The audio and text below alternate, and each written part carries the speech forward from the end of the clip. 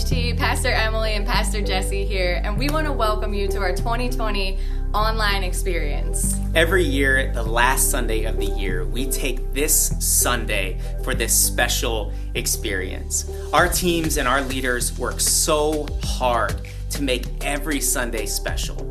But especially during the Christmas season, our teams put in so much time, so much energy, and so much effort to make sure that it is a success. And so we take this Sunday to pause, to reflect, and to refresh our spirits because of all that God has done over the course of the year.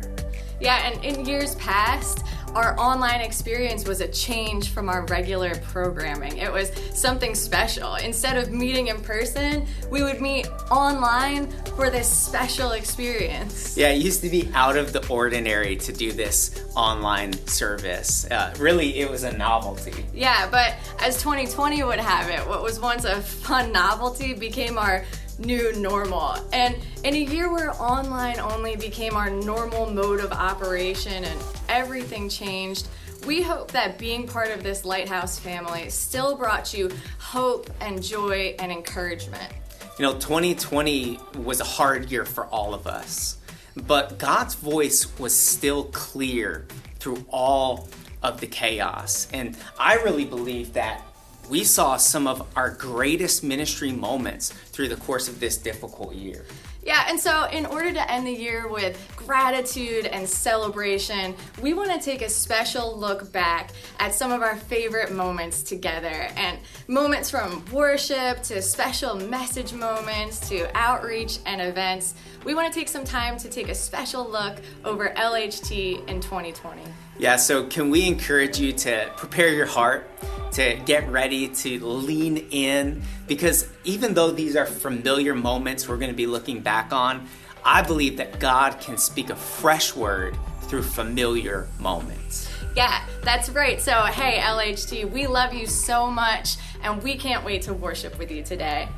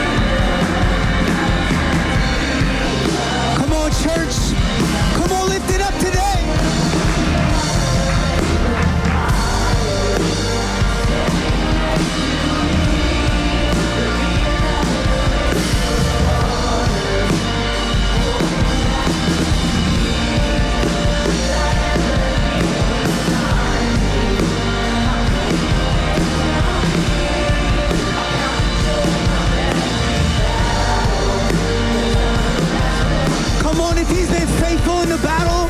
Come on, lift it up today.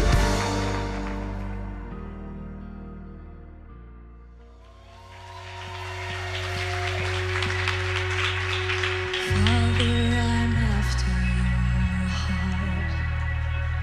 Father, I'm seeking your face. You are all that I long for. Would you come fill this place? Just to gaze on your beauty is all I desire. Just to dwell in your presence is all I long for. Father, I'm after your heart. Father, I'm seeking your face. You are all that I long for. Would you come fill this place? Just to gaze on your beauty is all I desire. Just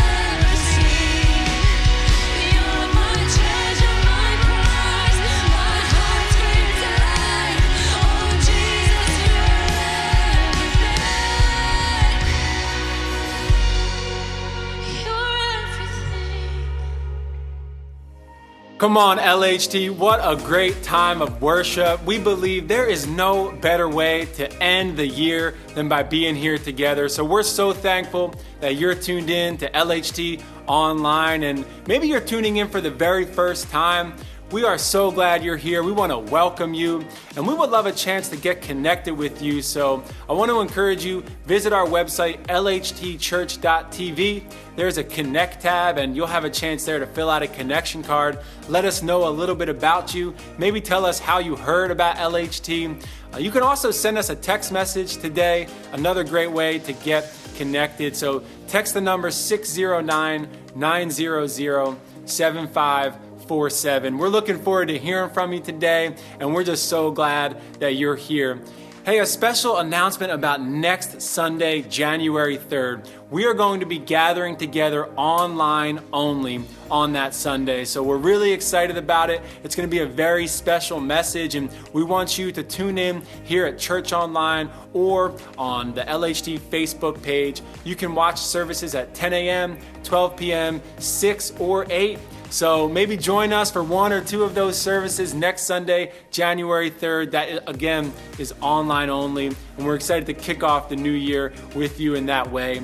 And then on January 10th, we are starting a brand new series. And we are so excited about this series. We believe it's the perfect series to start a new year, kick off 2021 in the perfect way.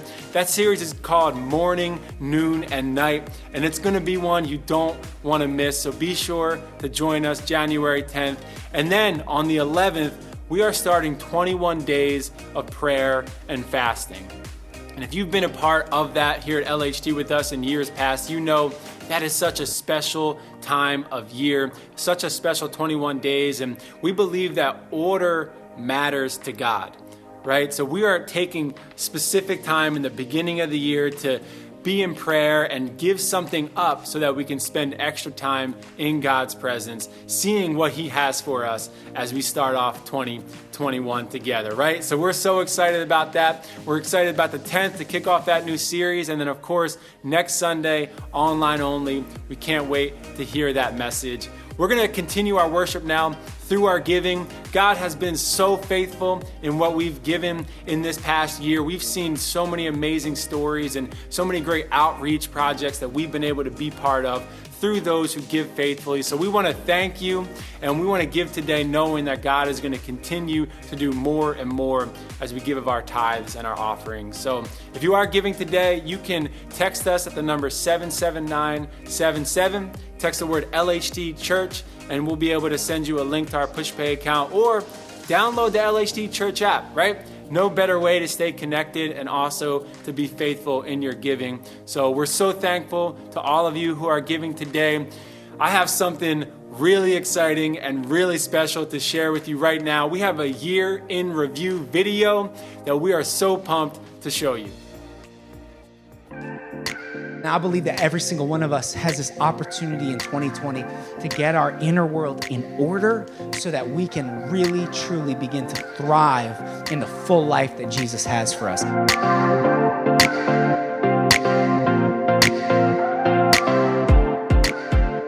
Come on, Lighthouse, 2020 is your year. This is your moment.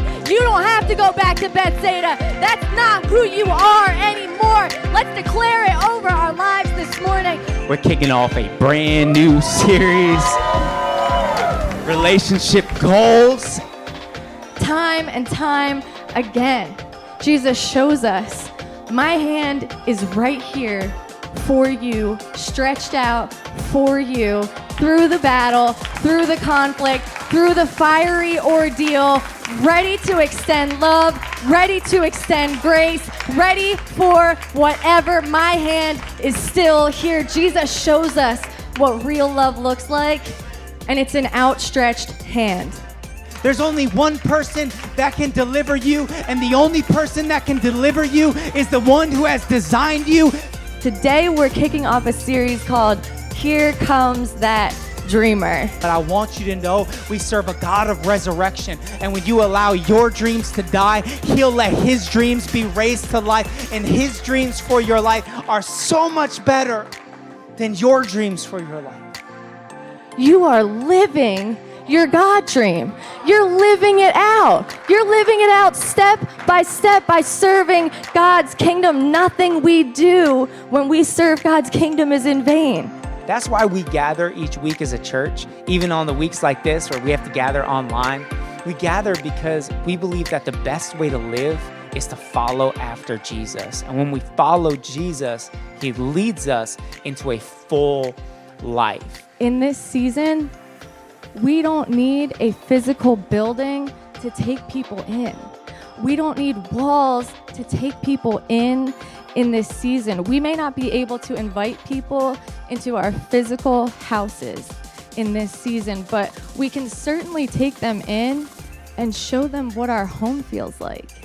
This Easter Sunday, I want to encourage somebody with this understanding. Stones still roll, but they roll in both directions. Where you fail, Jesus is faithful. And every time in your life that you roll a stone over your purpose and over your dreams and over your future and over anything that you have in your life, Jesus is standing there ready and prepared and able to roll back that stone where it came from. Stones still roll. And so today we're kicking off a brand new series called Anxious for Nothing. When the going gets tough, you have within you access to a God who not only stands guard in your heart, but brings you peace even amidst the most chaotic situations. You have within you a God who wants to stand guard on your behalf, a God who has already given you the tools to overcome. I know that you can wake up sometimes not knowing what tomorrow will bring and worrying about yesterday. And Jesus stands up and he says, I got a testimony for you. I got to share some good news with you. I am the root. And when you connect yourselves to the root that is Jesus, that root will determine your fruit. We're talking fruit of the Spirit, love and joy and peace and patience and kindness and goodness and gentleness and faithfulness and self-control. We're kicking off a brand new series today called Under Pressure. We are in a season of unprecedented pressure. Would you agree with this? I don't have to be perfect because the God within me is perfect. I may make mistakes. I may mess up. But the God within me makes no mistakes. And he's gonna work it all together for his good. So you better rip up your tickets, baby, because the show is over. And I need you to know today, there is no neutral middle ground. You are either becoming less and less truly human, or you are becoming more and more truly human. One thing that brings me hope for humanity is that our God is the God of life change. Our God is the God of the 180. Our God is the God of the about face. Our God is the God of the unexpected plot twist. Our God is the God of Paul and Saul. Our God is the God of the moment and the movement, and he's not done with us yet. He's just getting started. Today, this new series is called Renaissance. Listen, some of y'all need to get this in your spirit that you need a revelation of who he is. He is the resurrection. He is the life. Stop asking for what he can do and start asking for more of his presence, because when you have his presence, he'll do what he needs to do, but you can't have what he's gonna do without who he is. We say it like this at our church. When you come in and sit down, you're sitting in somebody's sacrifice. It didn't just appear, but there were generations of faith, and there were men and women who are elderly now and some who have passed on. The only reason we have what we have is because a seed of faith was planted by a few faithful few who said, we believe in what God is doing and we believe in the vision that God has given us, and they sowed in faith and they left a legacy for us to live in. And now LHT is reaching more people than we've ever reached. So are you willing to be the next jar? Are you willing to be the next jar to keep the oil flowing? Are you willing to be the next jar to keep the miracles coming, to keep salvations coming, to keep stories coming? Every one of us has the opportunity and the decision to be a jar. God is looking for jars to fill.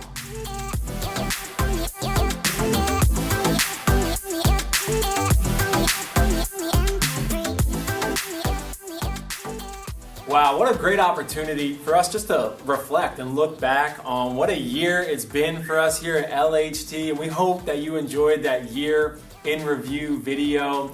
And we're really excited because we have an opportunity now that we get to close out the year with you to continue to kind of reflect on some things that happened this year. Yeah, Mick, 2020 was an unprecedented year, but we want to spend the last Sunday of 2020 just really focusing on the memorable message moments of 2020 and just to see and remember all the great things that happened. Yeah, and listen, we had an opportunity to go through our top 5 message moments of 2020, which is a nearly impossible task because there were so many great messages and memorable series throughout this year that we all got to experience God speaking to us, and we got to experience life change, and it's just been an amazing year despite all the difficulties and struggles that have plagued so many of us. Yeah. Here at LHT, we were able to really grow during this season, and we got to hear from God and our pastors as God spoke through them. And we believe that as we look back on these top 5 message moments, that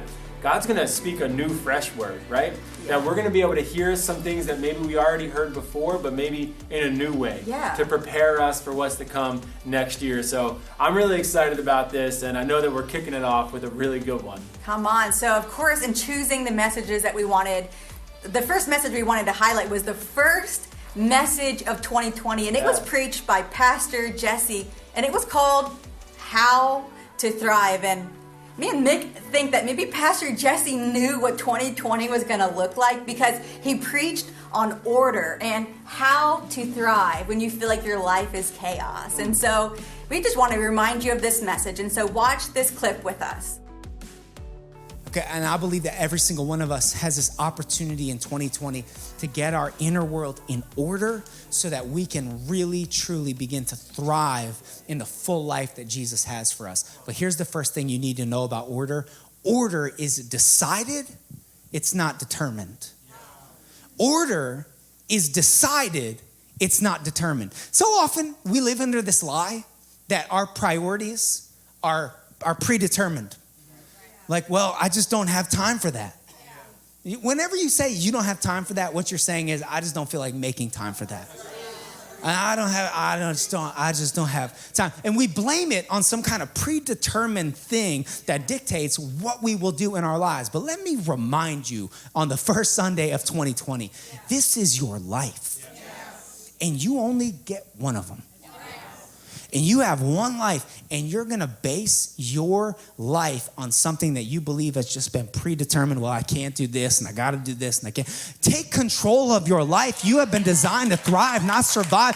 Your order, your priorities aren't given to you from the outside. You decide what you have time for. You decide what you have any energy for. You decide what you put in your body. You decide what you spend money on. Your order is decided by you. It's not determined. We fall into this lie and this trap of blaming it on other things. But the reality is, you want your life to thrive? Grab hold of it. Grab hold of it. Decide what God has called you to decide, because the order in your life is decided. It is not determined. The problem is, everyone has priorities, but few people actually intentionally order them. You got priorities. The problem is that some of us prioritize the next emergency. And that's why you can't ever do the things that you have in your heart, dreams and goals, because you just prioritize the next emergency, and you just drop everything for the next emergency, and you live for the emergency. You live for the next thing. But what if you decide today, these are my values, these are my guardrails, these are my priorities. I will not go outside them because I have one life to live, and I know where I want my life to go. And I have decided I'm not going to allow something on the external to determine No, we all have priorities. Are you going to intentionally order them? Because if you don't, the world will help you. The world will help you decide on what to prioritize. So how you order your day. You spend time with, put Jesus right up there on the front. You spend some time with Jesus. What about your week? I mean, this week you did well because you got perfect attendance in 2020 and first of the week, you put Jesus first and here you are. That's incredible. And then, of course, the first of the year at LHT, we put Jesus first, doing 21 days of prayer and fasting. It's a time for us to say, you know what? I'm going to put Jesus first of my day, first of my week, but I'm going to put him at the first of my year. I'm going to take 21 days of giving up something so that I can focus in on Jesus. How do you order your life? Because it is decided, it's not determined. Second thought is this, that your order, it reveals your values. Your order, it reveals your values. I really love my family. I just don't have time to spend with them. There's a big difference, I think, between what we say we value and then what our lives say we value. Because we can say we value all sorts of things. I value God. I value the church. I value my marriage. I value my friendships. But then look at your life. And perhaps a good exercise for us as we begin this year is to just sit down and evaluate. Hey, I know I say to people I value these things, but let me look at what I actually do. Do I actually value what I say I value? I had a mentor one time tell me, I can tell what you value if you let me look at your calendar and your bank statement. Let me look, and I was like, relax, bro. You know what I mean? Like, I didn't ask for all of that. But I can tell what you value. Where do you spend your time? What do you spend your money on? Because you say you value this, but it seems like you're all over here all the time and spending money on yourself. You say you want to be generous and you want to help people. And so for me, that was a moment where I had to evaluate, my order, it reveals what I actually value. What you verbalize isn't what you value. That's just what you verbalize. But what you live out, your order, it reveals what you value. So your order is decided. Your order reveals your values. But here's the third thought for us today, and that's this. The right order changes everything. If you order your inner world in the right way, it will change and transform your life.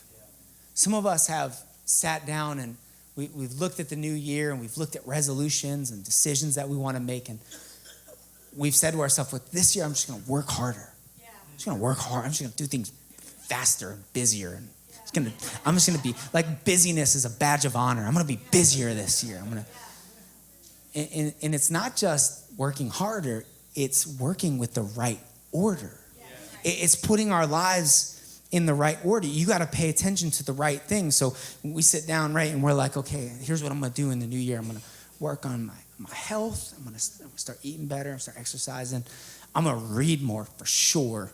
I'm going to read the Bible too. And my marriage, I'm going to prioritize my marriage for sure. We're going to do date nights once a week, once a month. We're going to do date nights. Because of the budget thing, we're prioritizing budget and date nights, and then we're like, Jesus, we're gonna put Jesus.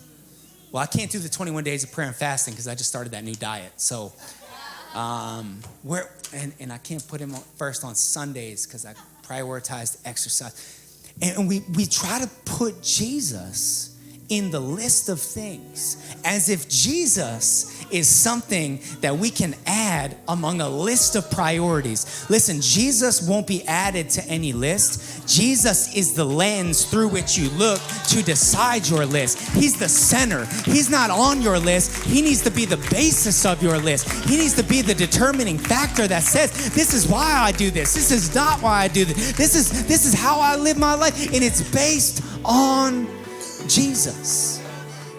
Wow, come on. What a start to the year. Your order changes everything. And I really believe that as we step into that, when we can have Jesus as our foundation, it changes everything. And I feel like for a lot of us, because of the many things that came at us this year, we did see ourselves in a real opportunity to make our priorities, to decide our priorities rather than feeling like they're always determined for us. And that was a real takeaway for me in this message. Mick, 2020 exposed us of what was on our list. And Pastor Jesse said that Jesus needs to be the top of our list. And 2020 exposes of what we found our comfort in. Yeah. Was it Jesus or was it our job? Right. Was it our family? Where is our source coming from? And the fact, the reminder that Jesus is the list. Come on. And I love that. Yeah, it's so good. And that's the thing throughout all of these messages is like, this was a crazy year, but God was on the move. He was changing hearts, changing people's lives, and we really believe that's been the case. Yes. Despite it not always seeming that way, Jesus is here. He's with us. He's moving. So this message, How to Thrive, and that whole series, it really queued up perfectly what another standout message for me was. And that was the message, You Can't Force the Flow, which Pastor Emily preached from the Here Comes That Dreamer series. And man, that message, it stepped on my toes over and over, but in the best way possible. We need that sometimes. And Pastor Emily just brought it that day. And really, to get back with priorities, how are we prioritizing our life vision? Right? Are we putting ourselves as the source of our dreams, or is God the source of our dreams? So we're about to show you this clip from You Can't Force the Flow. When God is not the source, it will always fall short of your soul's longing for more. It will always fall short. For many of us, our dreams are based on maybe a false sense of security or success. What are you chasing? What are you chasing that's going to make you feel successful? Is it position? Is it a title? Is it money? Is it that you want your family to look like X in X amount of years? Is it that you want to travel? We got millennials in here. You guys want to travel? Listen, that's great. A lot of these things are well-intentioned, but if it's not God-given, it's not a God dream. And if it's not a God dream, it will always leave your soul's longing in a deficit. It will always leave your soul's longing for more. And so the danger of living in a culture that preaches this personal fulfillment as a dream is that the pursuit of personal fulfillment can be great. It can lead you to better places, but it will always leave you longing for more. And in the pursuit of this personal fulfillment, a lot of times we can completely miss God's purpose. We can miss what God is speaking. Personal fulfillment is only found when we are in alignment with God's purpose. So don't get me wrong. It's great to have vision for your life. I'm not saying you shouldn't have vision for your life. In fact, the Bible says, where there is no vision, the people perish. It's good to have vision for your life, but the question is, whose vision is it?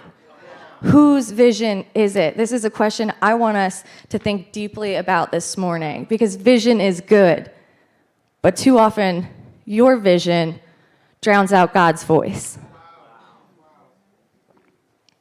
Your vision board, your dream for your life, what you want, your dreams. You make yourself the source. But listen, if you're the source, then you're the one that's going to be responsible for the success. And I don't know about you, but that's a really heavy weight to carry, to try to make yourself successful on your own without God's blessing. And I want to get a little bit more specific this morning because I think this happens too. A God dream is not your dream that as an afterthought you kind of slapped God's name on, like a cheap handbag knockoff. Just because God's name is on it doesn't mean that it's real, right? Just because you see it doesn't mean that it's real. I want to do this. I'm going to get here by this age. I'll have this much money for retirement. This, that, the other thing. I'll live here. Only this climate will work for me. Listen, it's not a God dream. The problem is It's not a God dream. If you have just slapped God's name on it as an afterthought, and you're like, yeah, I'll do that list of things, and also I know that God is supposed to be part of it, so I will pray while I'm doing it. I will do a daily devotional while I'm living in that very specific climate. It's not a God dream. Just because you slap God's name on it as an afterthought doesn't mean that it's a God dream. Your dreams with a little bit of God sprinkled on top does not equal a God dream. The Bible says, "For I know the plans for you. I know the plans that I have for you," says the Lord. They are plans for good and not for disaster, to give you a future and hope. He knows the plans that He has for you, His plans. Only God's plans can fulfill you. Only God's plan can fulfill you. So rather than drawing up your own dreams, the calling is to align yourself with God's dreams. We can become so laser focused on what we want and what we're pushing for, and what our dreams are, that we try to make it happen. We're doing everything and striving and pushing to make something happen, and all the while we forget to check in with God.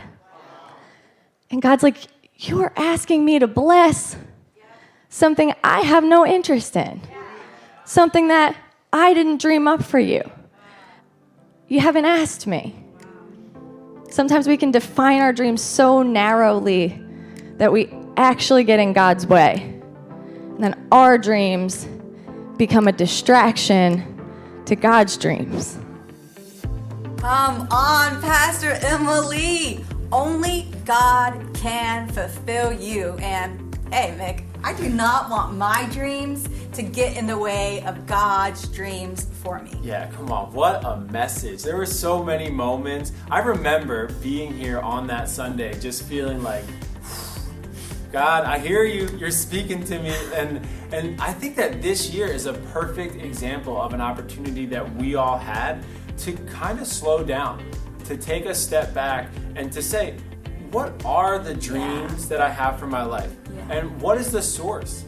What's the source of those dreams? And I personally, for me, I try to take that time seriously. And, you know, it became less of like, what am I going to do next? And where am I headed? And it became more about like, God, where are we going? What are we going to do? What do you have in store for me? And one thing that blew me away from that message that I just love so much, and I found to be true throughout this year, is that, you know, Pastor Emily told us that the only way to know your God dream is to grow closer to God. Come on. And then the only way to really grow closer to God is to serve people, right? Is to love His people and serve His people. And that is just so true, that the dreams that God has for us, it's often not just about us. It's about what can we do to serve other people. And that just really stood out to me and was something I tried to hold on to throughout this entire year. I loved that message so much. Yeah, and speaking of dreams and our dreams versus God dreams, that's the same thing with plans. If we have our plans, but yet God has His plans. And like we said earlier, 2020 was just not expected. And I love the verse, Proverbs 16:9, where it says, in man's heart, he plans his path, but it's God that establishes it. And I love that in 2020, we're two leaders of this church, and we had so many plans for how it was going to look on our teams, within the dream team, just the way LHT was going to look. And let me tell you, nothing went as planned. But just like in Pastor Emily's message, that God's dreams are better than our dreams, God's plans are better than our plans. And we saw, just like in Proverbs 16:9, that God established the right plan for LHT. And what He established was us coming together closer as an LHT family, that we're closer, that we love each other, we're more leaned in on Sundays, and what God established was better than what we were trying to establish. And something that we came together with in 2020 was the fight for justice and equality. And Pastor Emily preached a beautiful message that spoke just to the heart of that, called movement mentality. And we want to share a clip of that message with you now. And I just want to know, I just want to make sure that the hunger for justice that we feel right now, I just want to make sure we're on the same page. That hunger, that our zeal, that our enthusiasm, that everything we're feeling, our righteous anger, I want to make sure that we're on the same page, that can't just become another moment in history, but that has to become a movement. I want to make sure we're on the same page, that we got to go. We got to stand up. We got to declare together that I'm going to carry this moment with me. I'm going to make it a movement. I'm going to bring it with me everywhere I go. I'm going to change.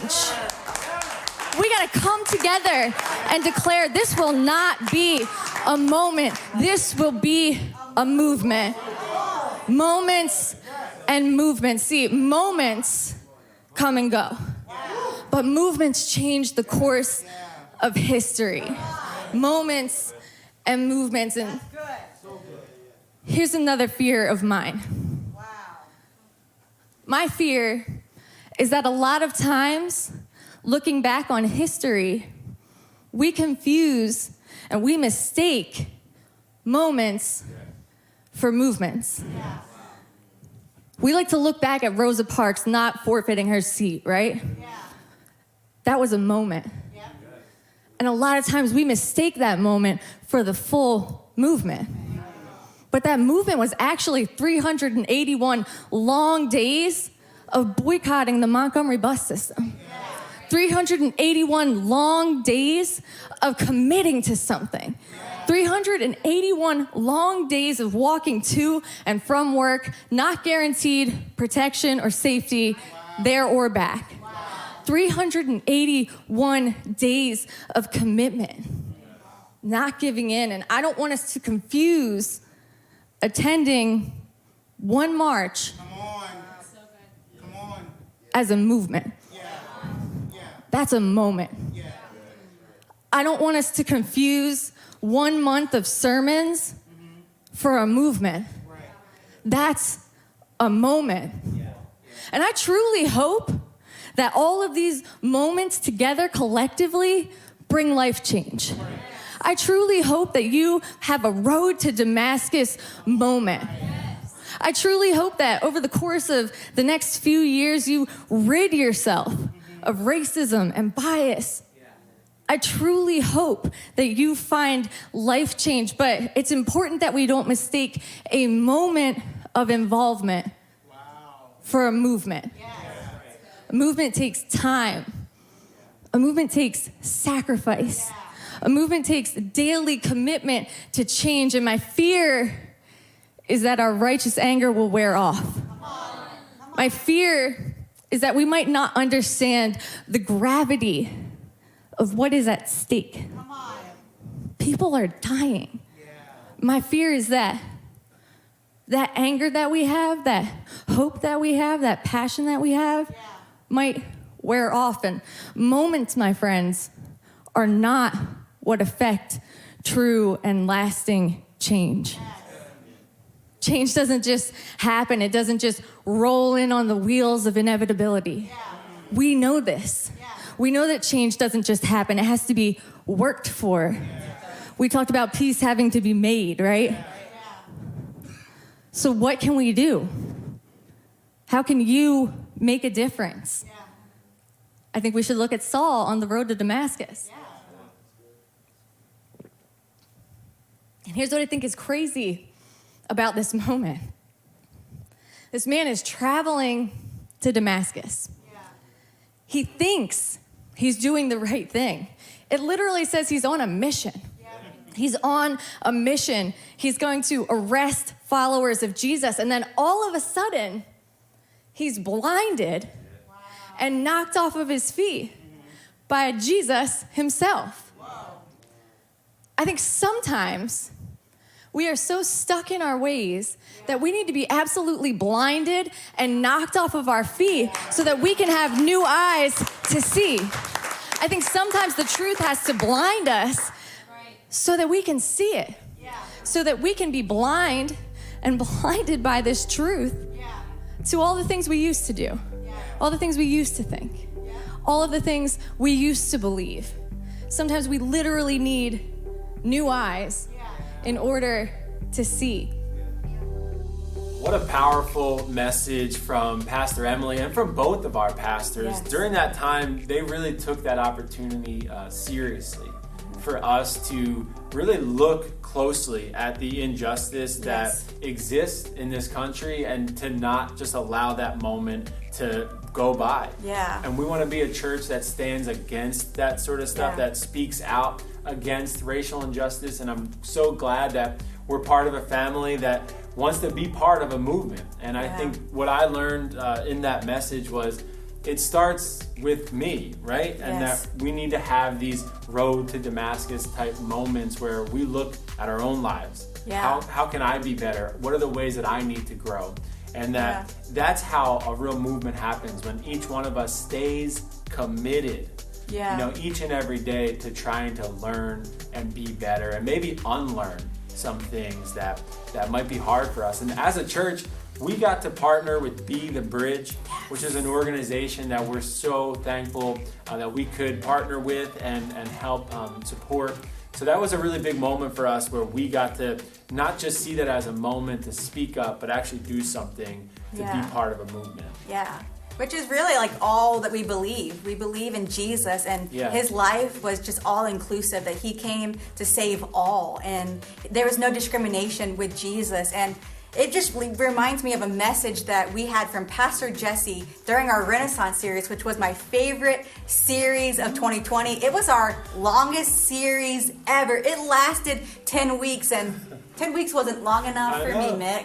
Come on. But Pastor Jesse preached a message titled Reintroducing Jesus, and we just can't wait to share this clip with you. But what I want us to see today is, because their minds were trapped in disappointment, they ended up missing out on Jesus' presence. Because their minds were consumed with the disappointment of what they've lost, they can't see the fact that the very thing they were hoping for is right here with them, walking alongside them.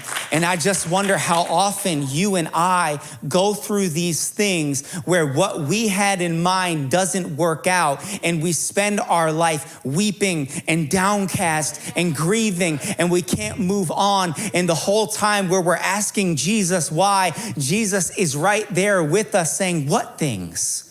What things? What things? And it's not about the question, it's about his presence. It's about the fact that he was with us all along. And when we thought that he was no longer there, he's actually with us on the road, but they can't see it because they're trapped in disappointment.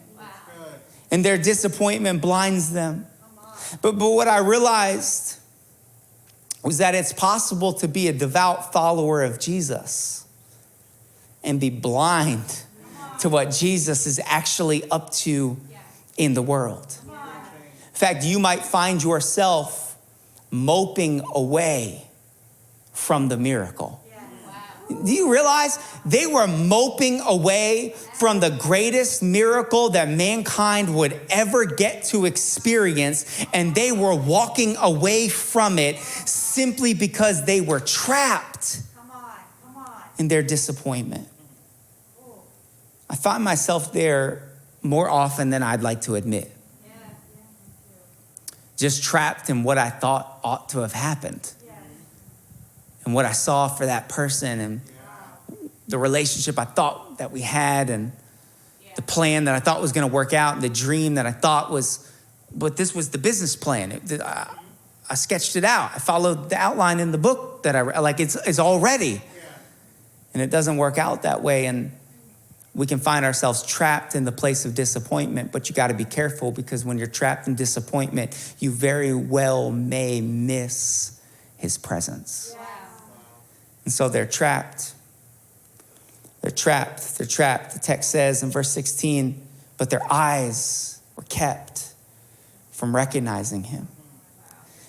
I wonder how. Yeah, I think you can't. I mean, I would recognize. I'm pretty sure I would recognize all of y'all. But to follow Jesus for so long, and to have Jesus appear and they not recognize, and I wonder, Asking, how do they not?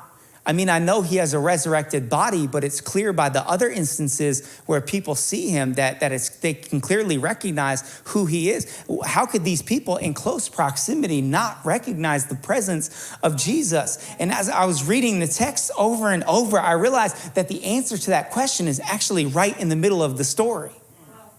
The reason that they couldn't recognize Jesus in their life comes to us in verse 21.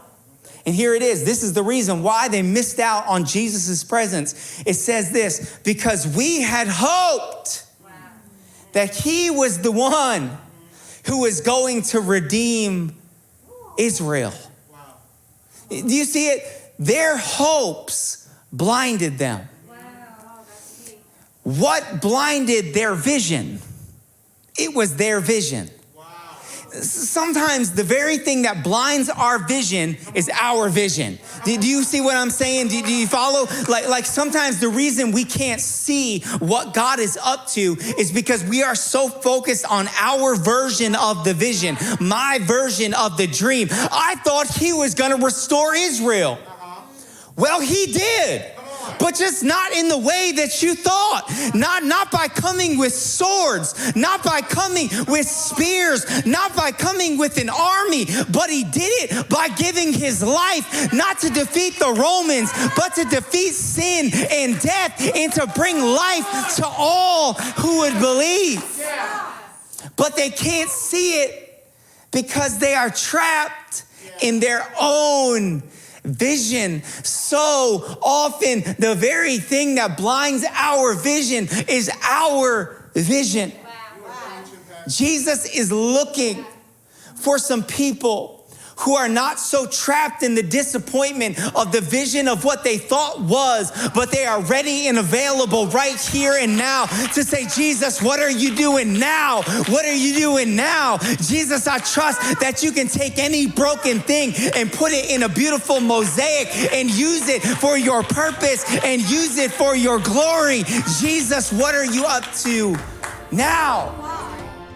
Come on, Pastor Jesse. For some reason, it's as if I heard it for the first time. The idea of being trapped in disappointment and moping around a miracle. And Proverbs 13:12 says that hope deferred makes the heart sick. And I think, Mick, we can agree that in 2020, a lot of us had hope for how things would look, how things would look in our business, how things would look in our families and in relationships. And just like the scripture says, hope deferred makes the heart sick. And I remember that Sunday, Mick, of listening to that message, and I walked in with feeling that I had lost my hope deferred, and that reminder that he said of don't be moping around a miracle, that Jesus is walking with me. It awakened me to what God is doing in my midst, and I don't want to miss out on any miracles of God's presence. That's so good. That is one message that I feel like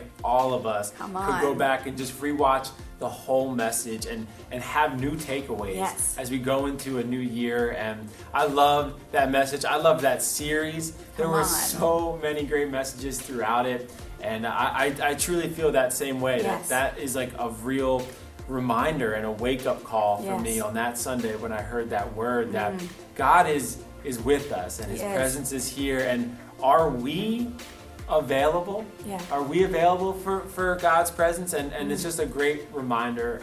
So this brings us to our last message, which is so sad, but this is one of my absolute favorites. I felt so moved by this moment in a message called Welcome Home. And this message truly spoke to my heart, and I know that it spoke to all of those who have felt disappointment or have gone through hardships, which, as we know, is all of us at different times throughout life. And God has wide open arms. He just wants to welcome us home. And here at LHT, we want to welcome anyone who's dealing with whatever. This is a place that you can come and feel safe, and that you have a family that you can connect with, and that we just provide an opportunity for you to meet your Father. So we want to show you this clip from Welcome Home.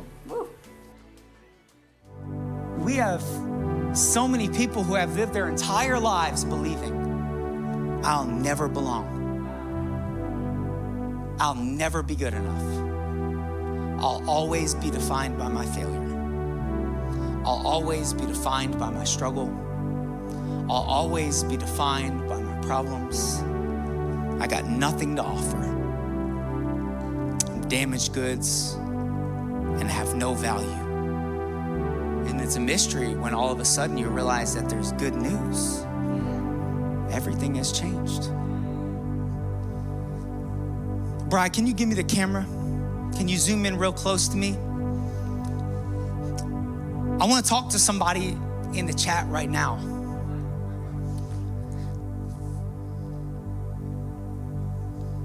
Somebody that's been living broken for so long. That people have told you you don't belong. People have told you you're not good enough. People have told you you'll never live up. But on behalf of the maker of this mystery, can I make a declaration that on behalf of the builder of this house and on behalf of the breaker of these barriers, to declare to you, to every person that felt like they don't measure up, and to every person who's ever been told you don't belong, and every person that's been told you don't have what it takes, and every person that's been told you're just damaged goods, on behalf of the maker of this mystery and the breaker of these barriers and the builder of this house, can I announce to you, welcome home. Welcome home. In the chat, drop it in. Welcome home. We're no longer allowing people who have the spirit of the older brother to determine who's allowed to receive the love of Jesus. No. The heart of this house, welcome home. Welcome home. From the breaker of barriers to your heart, welcome home. To every outsider, welcome home. Here's the thing. What do you picture when you picture an outsider? What are they wearing? What do they look like? What do they struggle with? What's their story? What's their failure? Here's the problem. You know why I have a heart for the house? I have a heart for the house because I'm not looking at outsiders out there. I know there's an outsider right here. The Bible says we've all fallen short. None of us deserve to be here. Far be it from us to step into the inside and say, now that I'm on the inside, there's some people who got to stay on the outside. No, the heart of Jesus is the heart of this house. And what we will be built on is a simple declaration, welcome home. Welcome home. There is a reckless love of Jesus that will light up every shadow, that will climb up every mountain, that will tear down every barrier to get to your heart. There is a love that surpasses our understanding. Wow, I still feel really emotional hearing that moment from Pastor Jesse, because I can think back on my life and just relive moments in which I doubted myself and in which I felt alone, and being able to find life to the fullest at LHT and being able to just grow my relationship with Jesus has changed everything. And I'm just so thankful that this is a place, although it may seem simple, right? Yeah. Welcome home.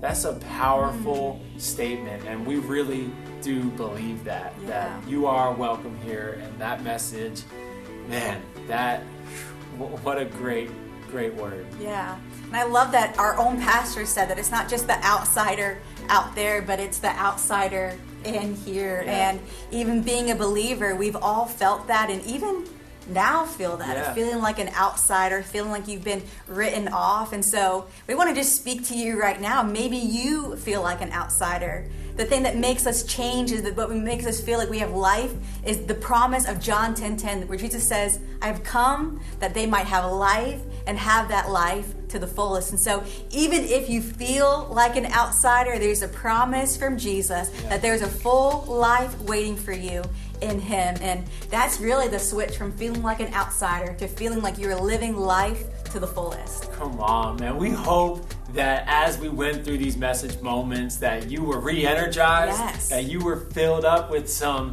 excitement for what 2021 is going to hold for you. And we're so thankful that we had this chance to look back on those moments, and we're thankful that you were here to join us.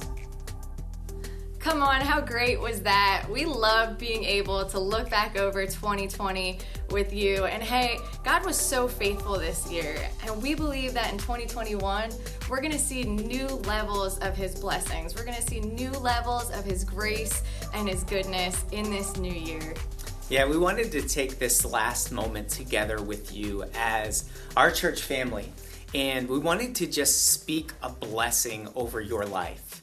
For your family, for 2021, for years to come. So can we just encourage you right now to pause and to just open up your heart, perhaps even just close your eyes, and would you just receive this blessing? It comes right out of the Bible, Paul's letter to the Ephesians, chapter 3, verses 16 through 20. And here's the blessing that we want to speak over you.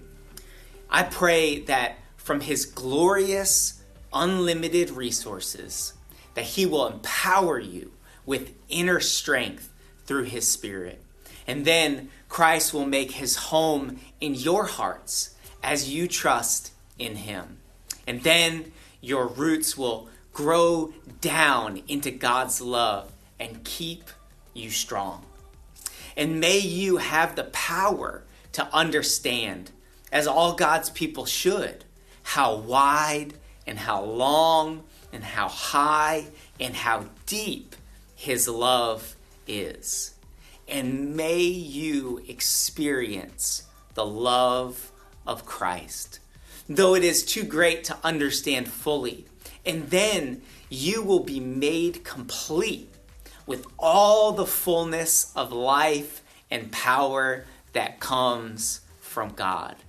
And now, all glory to God, who is able, through his mighty power at work within us, to accomplish infinitely more than we might ask or think.